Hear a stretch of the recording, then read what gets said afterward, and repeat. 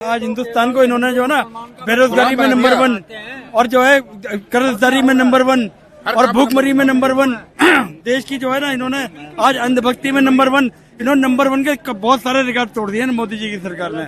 और ये हमें जो है ना बहुत ये चिंता का विषय है। अगर जनता आज नहीं जागी ना तो फिर शायद जागने का मौका भी न मिले। ये ऐसे हालात पैदा कर देंगे, ये देश का बेड़ा गर्क करके अंग्रेजों का भी रिकॉर्ड कर ही रखा है। और मैम सीधी जी गल मेनली प्रॉब्लम ये है अब कि हमें न्यू भारत चाहिए कि जो हाथ है 14 साल से जो सरकार आई है सब में ये अमेरिका बना रहे थे। इधर जो हालात हो चुका कोई नॉर्मल बंदा कर नहीं सकता, मीडियम और गरीब बंदा। आगे ये हालात हो गए इसके बाद कि हर एक बच्चा पढ़ेगा नहीं, वो और ही कुछ करेगा।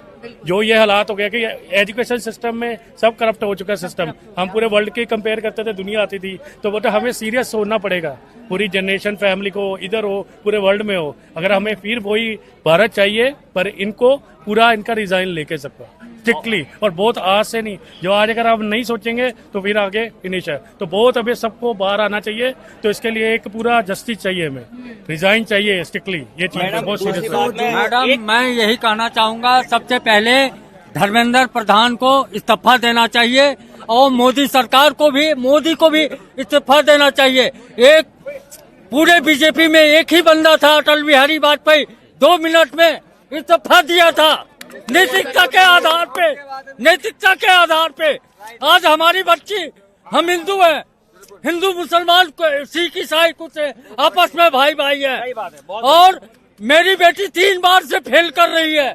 हम गरीब के बच्चे हैं। अभी आया हूँ मैं इस आंदोलन में। आप सुनिए मैडम, 2014 से पहले मेडिकल की जो फीस थी प्राइवेट कॉलेज की बता रहा हूँ मैं, 20 लाख से लेके 25 लाख में बहुत अच्छे मेडिकल कॉलेज में एमबीबीएस कंप्लीट हो जाया करती थी। जब ये 2014 में आए, आज के टाइम में जो सबसे थर्ड कैटेगरी का कॉलेज का मेडिकल कॉलेज है हिंदुस्तान का, उसमें फीस 80 से 90 लाख रुपए है। और जो टॉप अच्छे मेडिकल कॉलेज है 1.25 करोड़ 1.5 करोड़। तो बताइए गरीब का बच्चा अपना मेडिकल कहाँ से करा लेगा? मीडियम क्लास कैसे करा लेगा? नहीं करा।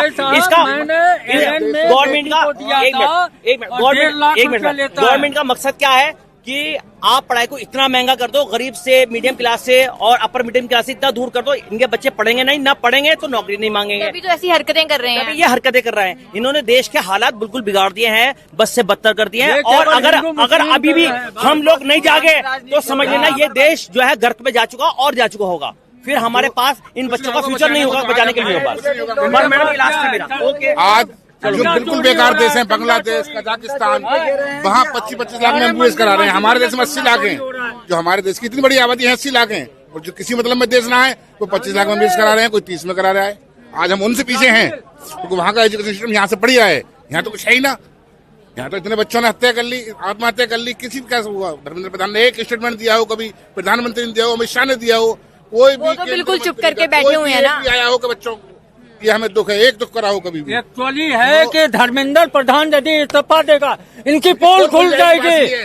और सारी बातें जो राम मंदिर में भी चोरी हुआ है और चंपत राय को पकड़े तो मैं मान जाऊंगा। हाँ, हर जगह चोरी है, कहाँ चोरी ना है? ये इसमें अमित शाह भी जाएंगे, आरएसएस वाले सारे जाएंगे। बुरा हाल किया है ना सबका, सर फोड़ के टांग तोड़ के जो खून लिया है ना मोदी जी ने, बुरा हाल किया। खून लिया उन्होंने। कल फिर खून मांगेंगे ना तो हम फिर खून देंगे। कल मैंने वीडियो देखा था, यहाँ की हमारी बच्ची थी, उनका कपड़ा उतारा गया था। क्या ये देश में ये हाल होना चाहिए? है वो हमारी बेटी है, आप भी मेरी बहन हो, बेटी हो। आपके साथ ये व्यवहार करूं तो मैं कहाँ रहूंगा? चुल्लू भर पानी में डूब के मर जाना चाहिए मोदी सरकार को। बेटी सुरक्षित क्या है इस देश में? मैं अभी आया हूँ, सुना हूँ, मैं आया हूँ अभी भाई साहब। हाँ जी, अभी आया हूँ। लाठी चार्ज के टाइम पे तो मैं था, मैं बता रहा हूँ ना, जिसका हाथ टूटा है ना, उस मुसलमान का अगर हाथ टूटा है तो हिंदू भाई का हाथ ने बचाया है एक मुसलमान को। किसी का टांग टूटा है ना, दूसरे ने टांग दिया तोड़ने के लिए। किसी अगर मोदी जी को अगर जान चाहिए ना तो लाखों जान ले ले, लेकिन धर्मेंद्र प्रधान का इस्तीफा तो चाहिए, चाहे कुछ भी कर ले। हम देखिए राजनीतिक दल से कहिएगा ना तो मैं कांग्रेस का कट्टर सिपाही हूँ, लेकिन मैं अपने बच्चे के लिए आया हूँ, राजनीति करने के लिए नहीं आया हूँ।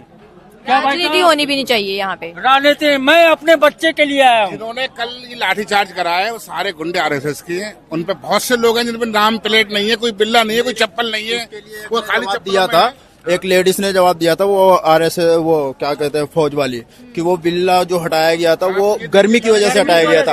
अब दिल्ली की पुलिस से सबसे बता दो कि एसी लगाने की जरूरत नहीं है, पंखा लगाने की जरूरत नहीं है, ना तो कहीं, बस नेम प्लेट हटा लो, ठंड लगेगी। और इस सरकार में तो हर कोई परेशान है, हिंदू परेशान, मुस्लिम परेशान, किसान परेशान। वही दिक्कत है ना, सरकारें भी हमने बनाई के है। प्रोटेक्ट में मैं खुद वहां पर था, दरियागंज पे, दिल्ली गेट पे, जब लाठीचार्ज हुई थी। मेरे सामने पुलिस, दिल्ली पुलिस ने गाड़ी में आग लगाई थी और मीडिया पे ये दिखाया गया था कि मुसलमानों ने आग लगाई है। अब बताओ परेशान कौन नहीं है? हिंदू परेशान, स्टूडेंट परेशान, मुस्लिम परेशान, क्रिश्चियन। सरदार अगर आगे आए तो वो खालिस्तानी, मुस्लिम आगे आए तो वो पाकिस्तानी, अब स्टूडेंट आगे आ गए हैं तो अब इनको तो ऊपर भी आतंकवादियों की तरह ही करा जा रहा है।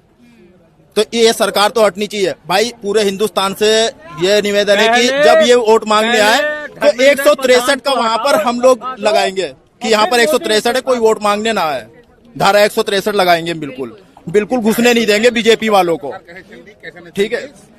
पढ़े लिखे हो तो कुछ पता हो क्या करना है सरकार में, क्या ना करना है। आज तक मोदी अपनी डिग्री दिखा पाए, न किसी कोर्ट की हिम्मत हुई, न सुप्रीम कोर्ट की, न हाई कोर्ट की, कोई भी उनसे डिग्री देख ले। जो अपनी बीवी को नहीं संभाल पाया वो देश को क्या संभालेगा? और बताओ, जो अपनी बीवी को नहीं संभाल पाए वो देश को क्या संभालेगा? हमारे बच्चे को क्या संभालेगा? तो अगर औलाद होती तो इन्हें दर्द होता। ये रड़ुए हैं इसलिए ये पुलिस को भी दर्द होना चाहिए ना, पुलिस के घर में तो औलाद है ना। हमारे बच्चे हैं, किसी बच्चे के दर्द होता है तो हमें भी दर्द होता है, लेकिन उनके जब बच्चे ही नहीं है तो उन्हें दर्द किस बात का होएगा? क्योंकि वो मर्द नहीं है। ये कहावत गलत है कि मर्द को दर्द नहीं होता, लेकिन ये बात सच है कि जहाँ मर्द होता है वहीं दर्द होता है, लेकिन वो मर्द ही नहीं है।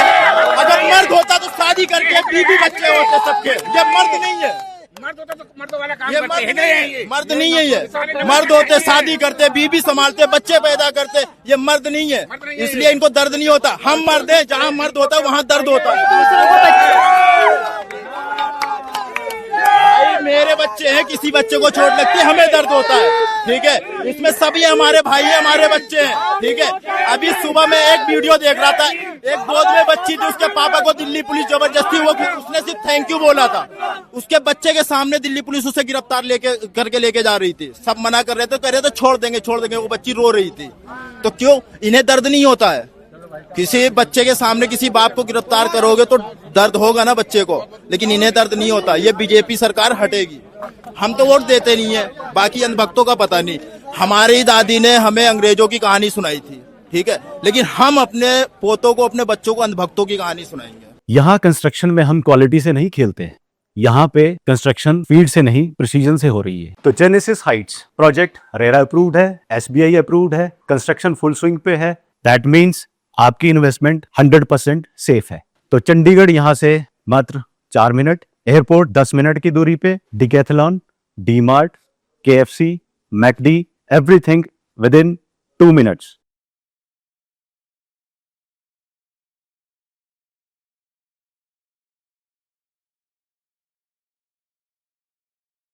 ਇਸੇ ਤਰ੍ਹਾਂ ਦੀਆਂ ਤਾਜ਼ਾ ਅਤੇ ਨਵੀਆਂ ਖਬਰਾਂ ਦੇਖਣ ਲਈ ਤੁਸੀਂ ਜੁੜੇ ਰਹੋ day to day news India ਦੇ ਨਾਲ ਤੇ day to day news India ਨੂੰ ਲਾਈਕ ਸ਼ੇਅਰ ਤੇ ਸਬਸਕ੍ਰਾਈਬ ਕਰਨਾ ਨਾ ਭੁੱਲਣਾ। ਧੰਨਵਾਦ।